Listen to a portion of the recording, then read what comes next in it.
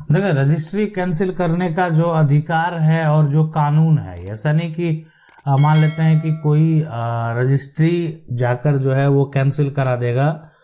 Registry अगर कोई भी जमीन का हुआ है, मान लेते हैं कि अगर ये जमीन जो है वो अगर बेच दिया गया है ना, और उसका रजिस्ट्री भी हो गया, रजिस्ट्री हो गया, तो इस रजिस्ट्री सेल डीड को कैंसिल कराने का जो पावर है ना, जो अधिकार है, वो सिर्फ सिविल कोर्ट को है। ठीक है।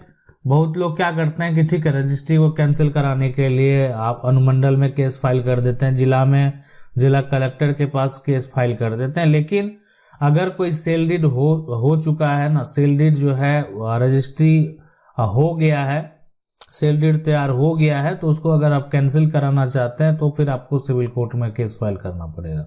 हाँ ठीक है, अगर दाखिल खारिज हो गया, गलत तरीके से मोटेशन है, उसको कैंसिल करना चाहते हैं तो उसका जो है अलग कानूनी प्रक्रिया जो है वो आप जो है अनुमंडल में जिला में केस फाइल करके उसका प्रक्रिया कर सकते हैं। लेकिन रजिस्ट्री के लिए आपको सिविल कोर्ट जाना होगा। तो कोई भी देखें, अगर मान लेते हैं जमीन बेचता है और जमीन को तुरंत जो है चाहेगा कि रजिस्ट्री को कैंसिल जो है करा दिया, तो कैंसिलेशन जो होता है ना, कि जमीन का रजिस्ट्री और उसके बाद उसका कैंसिलेशन, दोनों का दस्तावेज जो है वो तैयार होता है। यानी एक डेट में मान लेते हैं आपका जमीन का रजिस्ट्री हुआ, दूसरे डेट में आपका कैंसिलेशन हुआ, तो दूसरा डेट में कैंसिलेशन का जो है वो पूरा मेंशन किया जाता है कि इसको रजिस्ट्री किया गया और इसको जो है कैंसिल कर दिया गया। ठीक है। तो इसीलिए जो है मतलब जो अभी तो ऑनलाइन प्लेटफॉर्म पे है, तो वो पता चल जाता है कि ये दोनों का डिटेल आप निकालेंगे तो पता चल जाएगा इसको बेचा गया फिर इसको कैंसिल किया गया। लेकिन पहले के समय में रजिस्टर में आपको पता है कि कैंसिल कब किया गया, तो आप उसका नकल जो है जिला निबंधन कार्यालय से नकल प्राप्त कर सकते हैं। अब है कि सवाल ये कह रहा है कि जानकारी चाहिए। मैंने एक जमीन का रजिस्ट्री कराया, 2 महीने हुए हैं, मैंने उस जमीन पे 10 लाख का मकान भी बनवा दिया, लेकिन भूस्वामी कुछ लोगों को भड़काने पर रजिस्ट्री कैंसिल करा दिया। अब क्या करूं, मैं तो बर्बाद हो गया, ये है ना। क्या यही नियम है, जब चाहे मनमानी रजिस्ट्री कैंसिल करा दे? जबकि भूमि पर कोई विवाद नहीं था और ना ही हिस्सेदारी, भूमि अपने पिता का जो है अकेला ही लड़का है। अब मुझे न्याय कैसे मिलेगा? क्या यही न्याय है कि लोग मतलब निकालने के बाद रजिस्ट्री को कैंसिल करा दें? नहीं, बिल्कुल नहीं। देखें, अगर जो एक बार रजिस्टर सेल डीड होता है, आप सिविल कोर्ट में केस फाइल कर सकते हैं। आपको जो है ठीक है, आपकी जमीन है, आपका रजिस्ट्री हुआ, तो अभी आपको रुकना थोड़ी है। मान लेते हैं ऐसा किया गया, जैसे भी किया गया, आप खुद केस फाइल कर सकते हैं। यानी प्रावधान है आपका, अगर मान लेते सेल डीड कैंसिल किया जाएगा तो आपने तो रजिस्ट्री कराया, तो आपने पैसे दिए, तो वो पैसा और साथ में जो आपने मकान बनाने में खर्च किया वो तो आपको हासिल करना होगा फिर उस व्यक्ति से। रही बात वो हासिल करना, तो बाद की बात है, पहले आपको अपनी वो जमीन को जो है वो बचाना है, इसलिए कि आप उसको खरीदे हैं, आप किसी प्रकार का कोई विवाद नहीं है। कहे कि एक बार ठीक है, मान लेते हैं उसको बेच दिया गया, ठीक है। अब एक बार अगर बेच दिया गया है तो दोबारा उसको जो है वही व्यक्ति, ठीक है, किसी प्रकार का विवाद है, किसी प्रकार का कोई समस्या है, तो उस केस में कैंसिल हो सकता है। ऐसे थोड़ी विक्रेता जब चाहे बेच दे, जब चाहे कैंसिल करा दे, तो ये पॉसिबल नहीं है। अगला सवाल है कि पड़ोसी में जो है ना दरवाजा पर जो है चप्पल उतार मान लेते हैं देता है। अब बड़ा शूज जो है रख रखा है, आने जाने में जो है तकलीफ होती है। सोसाइटी के कुछ लोग उसमें सपोर्ट करते हैं, 3-4 बार झगड़ा हुआ पर वो लेडीज जो है मानती नहीं, क्या करें। देखें, सबसे पहले कि अनजाने में जब वो रखने आती है, तो बाद में जब देखें कि वो नहीं है ना, तो आपको क्या करना, उसको हटा देना। आप हटा दिए। देखें, आप कहीं भी किसी के व्यक्ति के ऊपर अगर कोई भी कानूनी कार्रवाई करेंगे तो सबूत की जरूरत होती है, तो उसके बाद आप ध्यान रखें कि कब वो जो है रखने के लिए आती है, और उसका एक वीडियो तैयार कर लें। ठीक है, वीडियो तैयार कर लें, ताकि वीडियो क्लिप लेके आप उसके ऊपर जो है FIR दर्ज करा सकते हैं कि आपको आने जाने में जो है समस्या होता है, और आप देख सकते हैं कि किस प्रकार ये आती है और यहाँ पर जानबूझकर रखती है, परेशान करती है। तो बिल्कुल इस समस्या का हल निकलेगा, लेकिन आपको इस प्रकार से जो है करना चाहिए। सवाल है कि जमीन का रजिस्ट्री कराया, दाखिल खारिज के लिए जो है आवेदन किया, हल्का कर्मचारी जो है सत्यापन भी कर दिया, उस पे बंटवाराकार जो है आपत्ति देकर दाखिल खारिज अस्वीकृत कर दिया गया, लेकिन के नाम से जमीन है और जमाबंदी भी है। जो आपत्ति दिया वो रजिस्ट्री करने वाला का चचेरे दादा का पोता है, जबकि जमीन रजिस्ट्री करने वाले के पिता के नाम से है। ठीक है ना, देखें ये चीज अस्वीकृत करना, जब जमाबंदी पिता के नाम दर्ज है ना तो फिर ठीक है, उस केस में ये अस्वीकृत करना जो है वो बिल्कुल सही नहीं है। पिता के नाम से है, बेटा के द्वारा बेचा गया है, अगर कोई मामला कोर्ट में चल रहा है तो उस केस में ये जो है अस्वीकृत किया जा सकता है।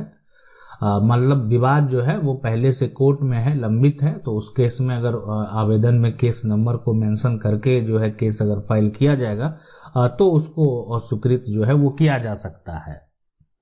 सवाल है सर, मेरा एक जमीन है 1977 में जो है खरीदा था, ठीक है, मेरा पूरा जो है खाता खेसरा लिखा और नया खाता खेसरा भी लिखा हूं, परंतु जो है खेसरा गलती यहाँ पर जो है गलती है और 1988 में दाखिल खारिज भी हो गया है।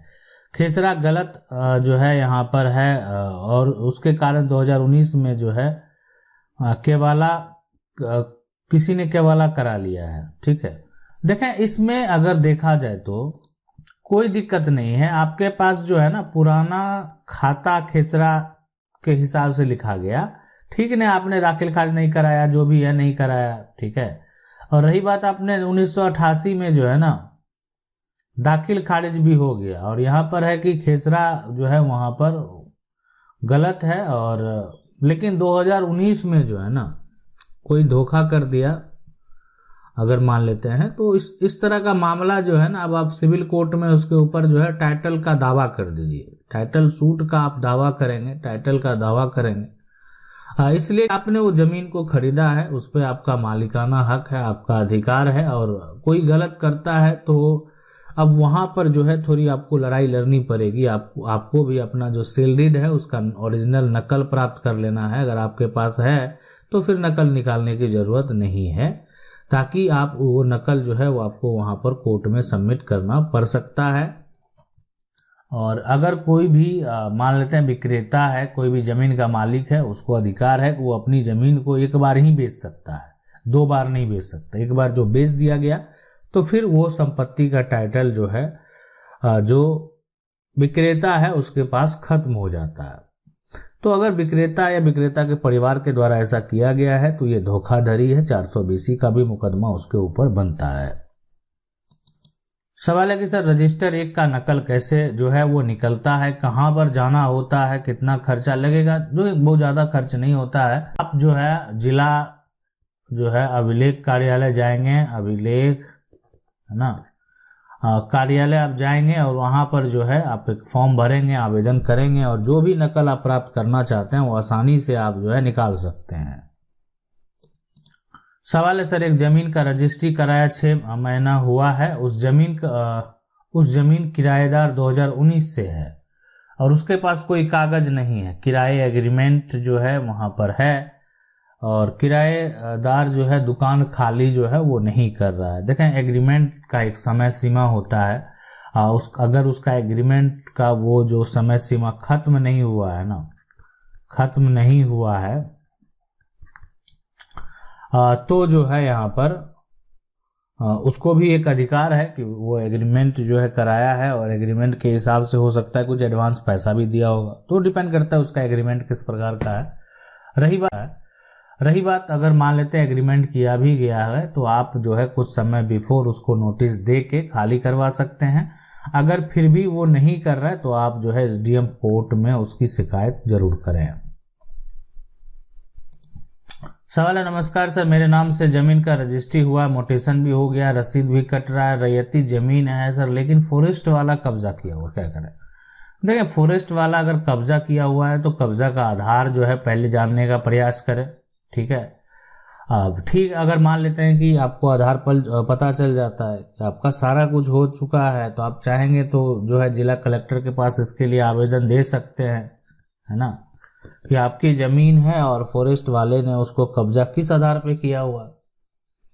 आखिर जब आपके पास जमीन का रजिस्ट्री है, आप उसका मोटेशन कराए हुए हैं, टाइटल आपके पास है, तो फॉरेस्ट वाला का कब्जा का आधार आप जो है वो जान सकते हैं, फॉरेस्ट सकते हैं, इसलिए कि जब आप केस फाइल करेंगे तो नोटिस जो है वो फॉरेस्ट वाले को भेजा जाएगा। फॉरेस्ट वाले के जो अभी अधिकारी हैं वो लिखित तौर पे जवाब देंगे। उसमें अगर हो सकता है कि क्या कारण है वो कब्जा किए हुए, अगर उनको भी नहीं पता होगा, ठीक है, कि कब्जा का आधार क्या है, तो वो अस्वीकार कर देंगे। वो बोलेंगे कब्जा नहीं है, आप अपनी संपत्ति ले सकते हैं। सवाल है, पिछले साल सर जमीन रजिस्ट्री करवाएं, 162 खाता बोला जाता, बहुत दिन से जमीन का रसीद नहीं कटा, जिससे जमीन लिए हैं उसका दादा परदादा के नाम से सर्वे वाला कागज है, अभी भी खतियान निकालने के लिए आवेदन दिए हैं, है ना। पूर्व एशिया के साथ जो है यहाँ पर धाम का आता है, क्या किया जाए। अभी देखें, मान लेते हैं कि जो पिछले साल आपने जमीन रजिस्ट्री कराया और 162 खाता जो है वो बोला जाता है, रसीद बहुत दिन से ठीक है नहीं कटा, कोई बात नहीं, और आपने तो जमीन उससे खरीद लिया, अब दादा परदादा के नाम से सर्वे का कागज है, तो अगर आपने संपत्ति को खरीद लिया है, ठीक है, बेचने वाला जो है, जो खतियान में जिसका नाम है वो उन्हीं के वंशज हैं, उत्तराधिकारी हैं, तो कोई दिक्कत नहीं है आपको। ये इसलिए कि अगर कोई भी अपना हक जो है, जितनी जमीन है, अब ये जमीन है, इसमें ये खतियान में दर्ज है, इसमें 4 हिस्से में बटा हुआ है, तो कोई अगर अपना एक हिस्सा बेचता है ना, तो आपको या किसी को कोई दिक्कत नहीं होना चाहिए। और कानूनी तरीके से भी अगर वो कोई भी एक आपत्ति भी दर्ज कराए तो अपना हिस्सा शेयर जो अगर बेचा जा रहा है उसको हक है, वो उसका अधिकार है, वो अपना शेयर जो है वो बेच सकता है। हाँ, लेकिन समस्या है कि बहुत दिन से जमीन का रसीद नहीं कटा, तो आप भी कारण पता कर लें कि आखिर क्या कारण है, क्यों जमीन का रसीद नहीं कट रहा है। आप जो राजस्व कार्यालय है अंचल में, आप वहां जाके जो भी कर्मचारी पटवारी हैं उससे बात करके ये जो है पूछ सकते हैं। आशा करते हैं वीडियो अच्छा लगा होगा। वीडियो को लाइक जरूर कर दें। चैनल को पहली बार देख रहे हैं सब्सक्राइब करके जो बेल आइकन है उसको जरूर दबा लें। मिलते हैं अगले वीडियो में, तब तक के लिए जय हिंद।